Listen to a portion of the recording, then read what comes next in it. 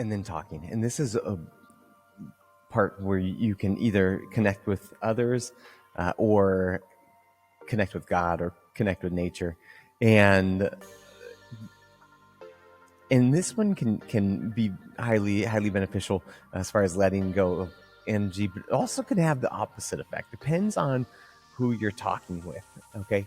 And then I challenge you, when you are letting it go, letting it flow, if you if you, for example, talking to God, you can just tell God, hey, I'm feeling dim-witted right now. I'm feeling demeaned or intimidated, or I've been manipulated, and I feel very frustrated. I feel angry. Let it out. Where this can get a little more complicated is that there are people that are addicted to the drama, and that person may not be the best person to let it go, let it flow with, because if they feed back to you, yeah, you were, and they're bad, and now you actually just reinforced the pathway, right? Which, it can be helpful, but that's not this conversation. This conversation is letting go toxic energy patterns, increasing activation of the prefrontal cortex, and then becoming efficient transportation of energy in order to then be lit up and not go light somebody up, right? Okay, so just be mindful of that one. And I'm only speaking that as someone who is guilty of that, of course. And so I think if I was going to give a formal recommendation, and speaking to myself and from my own experience, talking to God is probably the best one to do, and because God's not going to say, "Well, go light them up." Where our friends, especially with the overactive amygdalas, may be more encouraged, or maybe more have a tendency to be like, "Yeah, they are bad," or that thing is bad. And we all know people that are, they and again, this isn't people, like, we all have seen the patterns of someone who starts a job within a short period of time. They have a problem with the job, and then they have a circle of people that are around them. They're like, that is a problem, forget them. And then they go to the next job, right? And it's this vicious cycle, right? And then this course is about breaking that cycle, and that's, again, goes back to the getting lit with people. Lit up people have excitement that has positive feelings associated with it. Not that I'm all about fighting for a good cause, but that's not the point of this course. Okay, so there's my caveat to the let it go, let it flow talking.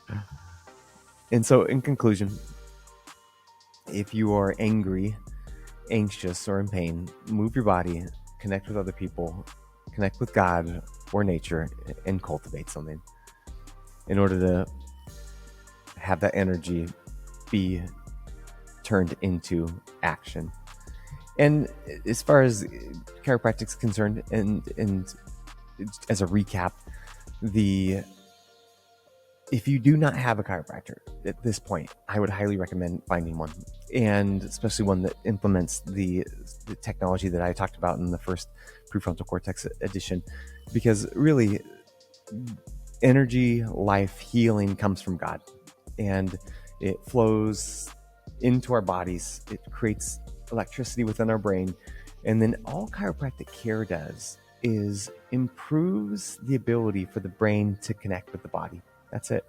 So in the move, connect, cultivate equation, if there's a stuck spot within your spine, that's gonna dampen down your bandwidth. Like from where you are, it's gonna reduce your starting point, because if there is multiple stuck spots within the spine, that's diminished flow of neurological signals and energy flow from your brain to your body. And so getting adjusted simply restores movement to very specific areas within the spine in order to allow the nerve, those wires that send signals from the brain to the body, to then function better, to allow that energy to flow more efficiently. Because there really is only two variables with energy. It's how much energy can your brain create, and how efficiently can that energy be then communicated from your brain to your body. That's it. There's only really two variables. And so if you do not have a chiropractor, I would highly recommend that you get a chiropractor. And if you have kids that are not getting chiropractic care, I would highly recommend you finding a pediatric chiropractor near you, because and the near you is a very important one, because the best doctor, the best chiropractor is the one that you can see often. Very similar to the best gym is the one you can go to often. The best exercise is the ones that you can do often. The best healthy habit is the one that is the easiest one to incorporate right now. And that's where this course is meant to give very simple tools that are simply next steps for being able to increase the energy that your brain creates, and then have that be able to be transmitted to your body so that you can then continue the cycle getting better rather than the cycle of getting worse and then blaming age. Because if you notice that, people often say, well, I just, when I hit 30, my metabolism went downhill. When I hit 40, my metabolism went downhill. Once I hit 50, then it's bad after that. It's almost as if this age is the thing, but really it's this simple cycle. This simple cycle that we have energy, and it transmits to our body, which if that energy is transmitting well, then your body moves well, and then you can move, which then increases the energy that your brain can produce, which then allows you to then move better, which then increases the energy your brain can create. And then the opposite has the opposite effect. So as you move less, then your brain creates less electricity, which means that you then move less. And this cycle is vicious either way. And it's best seen and most often seen in nursing homes and hospital situations. As soon as someone is bedridden, meaning they can no longer move, their health goes downhill rapidly. And we saw this firsthand even during the COVID pandemic. They stopped putting people on ventilators on their backs because they realized that if you can just keep them moving, they did better. Right? A concept. So getting adjusted helps move stuck spots in the spine. If your spine moves better, then your body moves better. If you have better communication between the brain and the body, that energy flow is better. And then you can do things more efficiently, like heal and play and dance and throw your kids up in the air. And if you end up getting to the point where you keep the cycle going on, you run marathons and do other intense things. But again,